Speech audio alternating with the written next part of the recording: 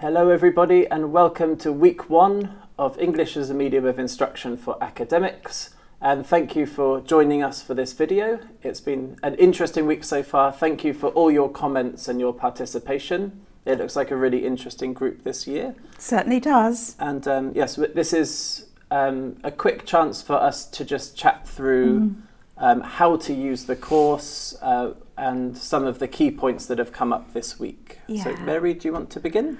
Okay then, yeah, I'll start. Hi. I don't know if you're beginners with MOOCs or not, but the success of a MOOC really depends on people participating, asking each other questions and responding, not just listening to us, because we are not the experts. You are the experts. You know, you have the questions and the experience to share with other people. And we have noticed that there are a number of people in this particular run of the course, our eighth. Lucky in some cases. Yes, that do have a lot of experience of EMI. So we really want to draw those people in as much as possible so that they can share their experience, because we have our experience, which is limited, and we need to make it possible for people with other different experiences to feel comfortable to share their knowledge with everybody else. And the more you can share, the more successful it is. So that's the first thing to say. Do you want me to continue, or shall I continue, or would you like to take over? Please continue. I can speak forever. Yes. Really, you know.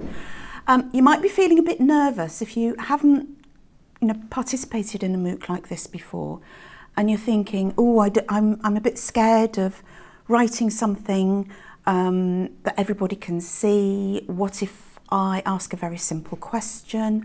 What if I feel my English isn't strong enough to really express what I want to say?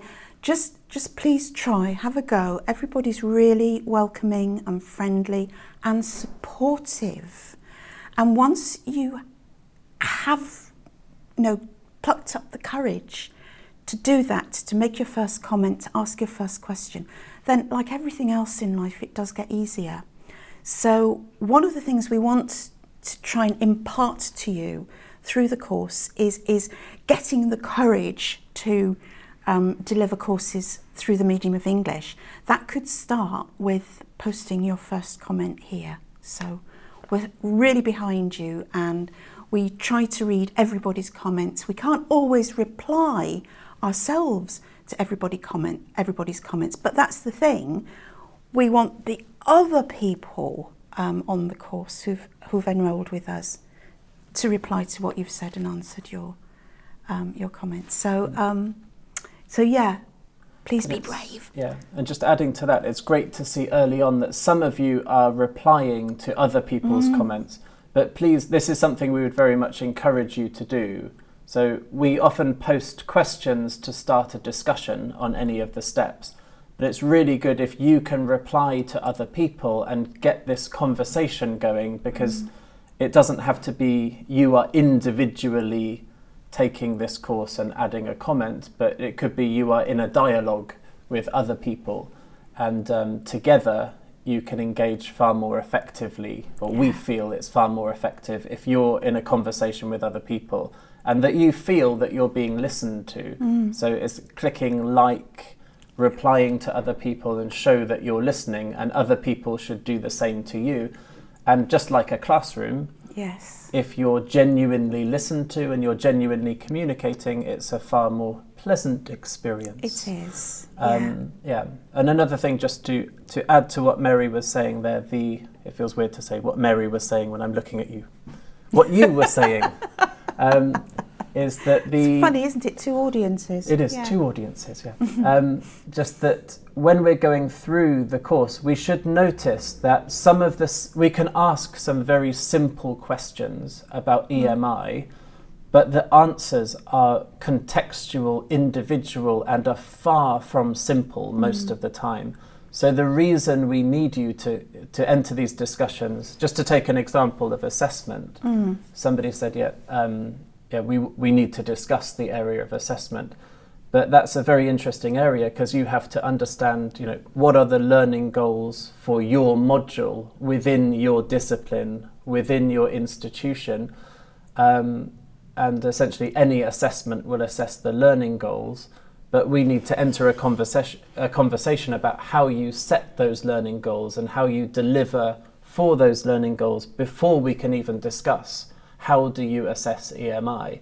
And that's one example where we should find the answers to that question are very diverse, because people from different disciplines with different learning goals, and also different students that you might advantage or disadvantage, have different answers to that question. And that's natural, that's the way it should be. And the same with pedagogy. How should you teach, as an individual with the ability that you have, facing your students with the ability that they have? We can see actually we encourage this conversation, because if we gave you the possible answers, you would be watching a 20-hour long video of every possible scenario and personality type and language level. So it's much more effective if you do the talking and we keep quiet more of the time. Yeah, we are facilitating the course, so that's what our role is to kind of help make things happen for you. And we want to learn from you in absolutely. Your context as well. Yes. So, I mean, some interesting things have been mentioned already. Clarissa made the link with other languages, and I would love to hear from anybody who has experience of, say, French as a medium of instruction, or Portuguese as a medium of instruction, or Arabic as a medium of instruction. And I do believe that I know very little about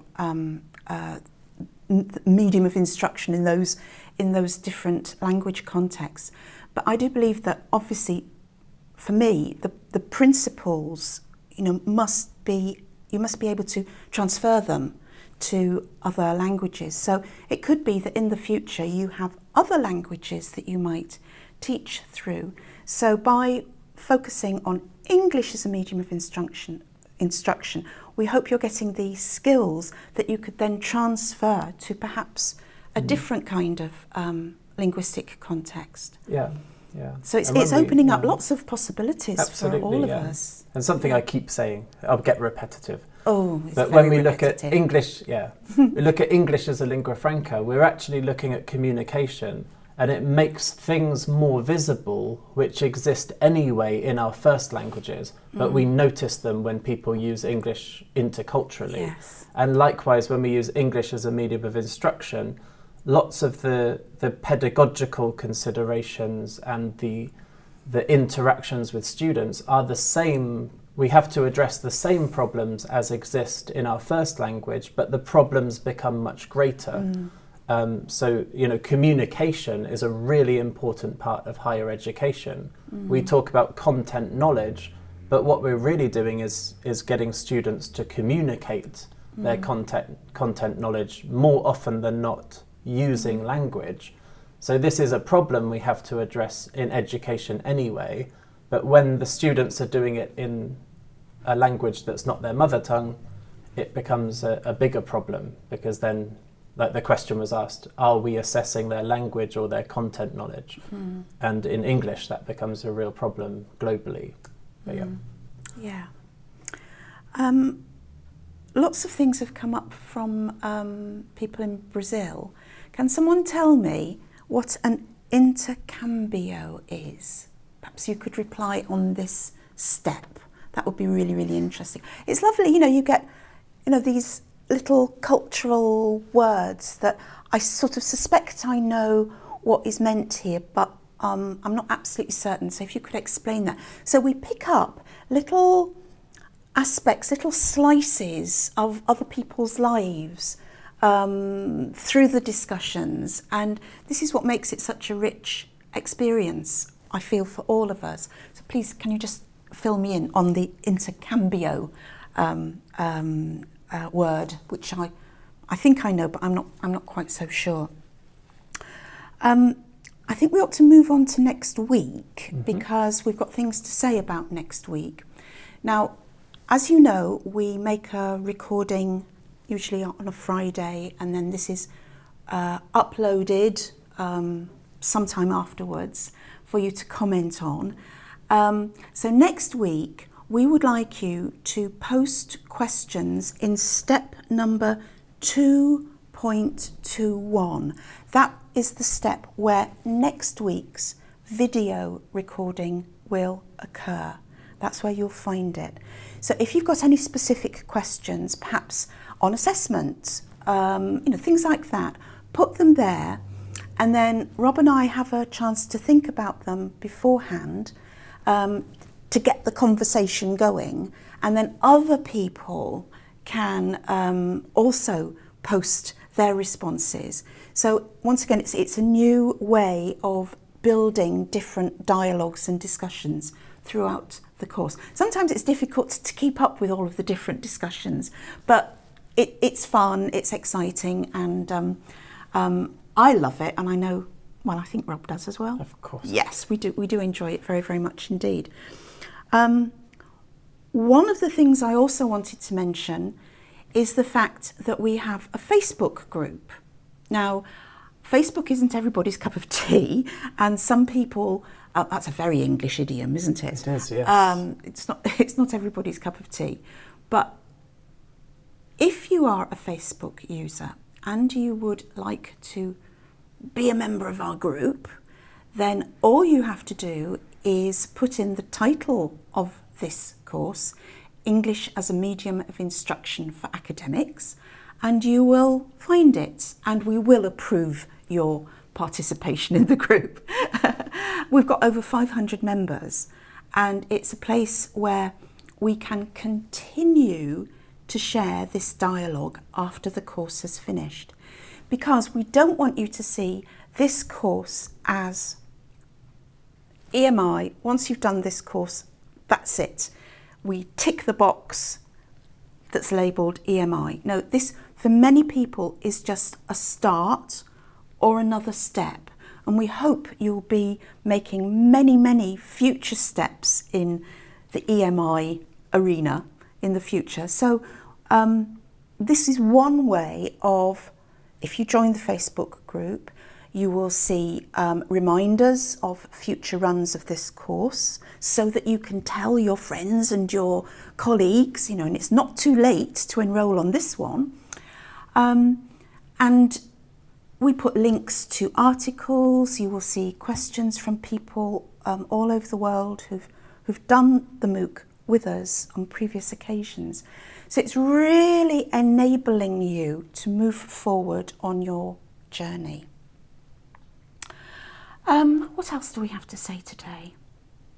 I think we've covered an awful lot. Everything, yes. Yeah, because really we want to, emphasise to you the way we work, the kind of atmosphere that we work in, to encourage you to participate as much as possible, and to make it clear that this is an ongoing experience. It's not just a one-off course.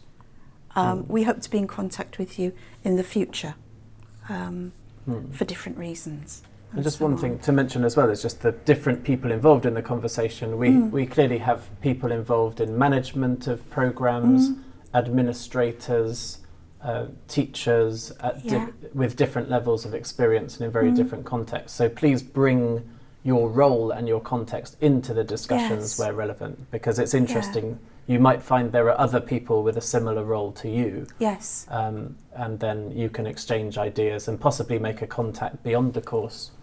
A critical friend, we could call it. So yeah. So EMI and EME, we ought to mention that as well, Rob, shouldn't we? Because Rob and I have started talking about EME, English Medium Education, for various reasons. So perhaps you want to ask us about that next week. I don't know. All right.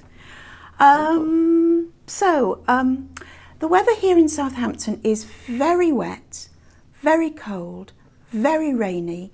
I was totally dishevelled when I arrived here to make this recording. Rob, of course, wasn't so dishevelled.